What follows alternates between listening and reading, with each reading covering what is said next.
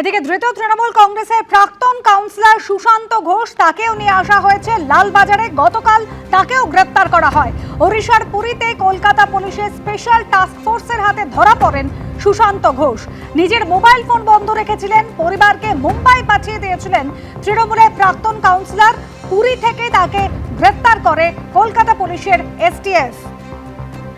আমাদের প্রতিনিধি পার্থপ্রতিম ঘোষ রয়েছেন আমাদের সঙ্গে রয়েছেন পার্থপ্রতিম ঘোষ। পার্থপ্রতিম, আনন্দপুর থানায় তোলাবাজির অভিযোগ দায়ের হয়েছিল, তার বিরুদ্ধে একাধিক অভিযোগ রয়েছে এই সুশান্ত ঘোষের বিরুদ্ধে।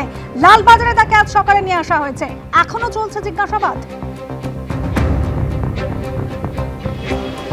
দেখো, ইতিমধ্যে যে ছবি দেখতে পাচ্ছি, একেবারে সুশান্ত ঘোষকে লালবাজার থেকে নিয়ে আলিপুর আদালতে পেশ করা হয়েছে এবং আলিপুর আদালতে দুপুর 2টার পরে যে শুনানি, সেই শুনানি পর্ব সেটা শুরু হবে।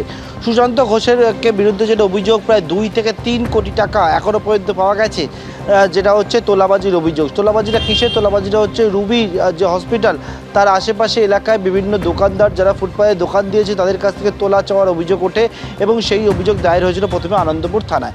আনন্দপুর থানার পরবর্তীকালে এই যে তদন্তভার গ্রহণ করে লালবাজারের জালিয়াতি দমন শাখা। লালবাজারের জালিয়াতি দমন শাখায় তদন্ত করছিল এবং আনন্দপুর থানা পুলিশ এবং লালবাজার জালিয়াতি দমন শাখায় তদন্তে ইতিমধ্যে সুশান্ত ঘোষ ছাড়াও 7 জনকে রায়ে গ্রেপ্তার করা হয়েছিল।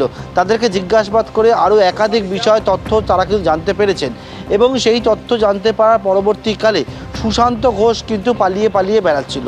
কিন্তু পালিয়ে বেড়াতে একেবারে পুরীর একটি জায়গা থেকে গতকালকে এসটিএফের গোয়েন্দা লালবাজারে তারা হদিশ পায় সুশান্ত ঘোষকে উড়িষ্যা থেকে গ্রেপ্তার করে নিয়ে আসা হয় লালবাজারে তাকে নিয়ে আসা হয়। আজকে একেবারে ভোর রাত্রে নিয়ে আসার পরবর্তীকালে তাকে জিজ্ঞাসাবাদ করার পর তাকে আদালতে পেশ করা হয়েছে এবং প্রাথমিকভাবে যে বিষয়টা তদন্তকারী জানাচ্ছেন, সুশান্ত ঘোষ এই যে ক্রাইমটা যে কমিট হয়েছে তোলাবাজি, সেটাকে সে কিন্তু স্বীকারও করেছেন। সুশান্ত ঘোষের যে মামলা, সেই মামলা শুরু হবে দুপুর 2টোর পর। নিজেদের কাস্টডিতে চেয়ে তদন্তকারীরা কিন্তু আবেদন জানাচ্ছেন, তেমনটাই আমরা জানতে পারছি। ধন্যবাদ পার্থপ্রতিম।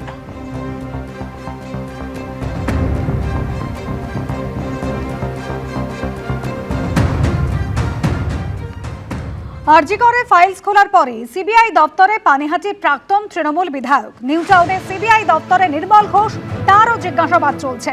আরজিকর মেডিকেল কলেজে চিকিৎসক ধর্ষণ খুনের মামলায় তার হাজিরা।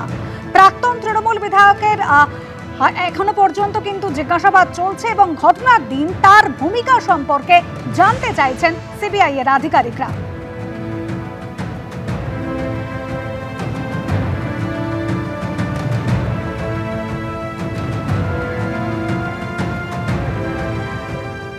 ফের নতুন করে খুলেছে আরজিকর ফাইলস এবং তারপরেই অ্যাকশন মোডে সিবিআই এর গোয়েন্দারা। এসআইটি গঠন করা হয়েছে এবং আমরা দেখতে পাচ্ছি গতকালই তারা কিন্তু পৌঁছে গিয়েছিলেন পানিহাটি শ্মশান ঘাটে, সেখানে কর্মীকে জিজ্ঞাসাবাদ করা হয় এবং আজকে আমরা দেখতে পাচ্ছি পানিহাটির তৃণমূল কংগ্রেসের প্রাক্তন বিধায়ক নির্মল ঘোষ সিবিআই দপ্তরে হাজিরা দিয়েছেন এবং তাকে জিজ্ঞাসাবাদের যে প্রক্রিয়া, সেই প্রক্রিয়া চালাচ্ছেন সিবিআই এর গোয়েন্দারা। মূলত যেটা সিবিআই সূত্রের খবর, তদন্ত করতে গিয়ে বারবার নির্মল ঘোষের নাম উঠে আসে। এমনকি মা বাবা তারাও কিন্তু বারবার অভিযোগ আনেন যে সেদিন কিন্তু গোটা প্রক্রিয়া যা হয়েছিল নেতৃত্ব দিচ্ছিলেন নির্মল ঘোষ। এমনকি হাসপাতাল থেকে যখন দেহ বার করা হয় বারবার বিরোধিতা করা হয় যে এত রাতে দেহ নিয়ে যেতে হবে না শ্মশান ঘাটে, তখনও কিন্তু নির্মল ঘোষ সেখানে ছিলেন। শ্মশান ঘাটে তিনি পৌঁছে গিয়েছিলেন। অর্থাৎ নির্মল ঘোষের কাছ থেকে জানতে চান সিবিআই গোয়েন্দারা সেই রাতে তিনি কেন গেছিলেন, কার নির্দেশে গেছিলেন, কি করেছিলেন, কি দেখেছিলেন এবং বারবার বারণ করা সত্ত্বেও কেন তড়িঘড়ি দেহ নিয়ে গিয়ে দাহ সংস্কার করে দেওয়া হলো। সব মিলে কিন্তু আজকে নির্মল ঘোষ তাকে কিন্তু জিজ্ঞাসাবাদ করছেন এসআইটি আধিকারিকরা। ইতিমধ্যেই কিন্তু একাধিক ব্যক্তিদের জিজ্ঞাসাবাদ করা হয়েছে, মা বাবার সঙ্গে কথা বলেছেন এসআইটি সদস্যরা। এবার নির্মল ঘোষকে জিজ্ঞাসাবাদ করে কি তথ্য বেরিয়ে আসে সেটাই কিন্তু দেখার বিষয়। ক্যামেরায় উত্তমের সঙ্গে প্রকাশ সিনহা, এবিপি আনন্দ, নিউ টাউন। এবিপি আনন্দ, এগিয়ে থাকে, এগিয়ে রাখে।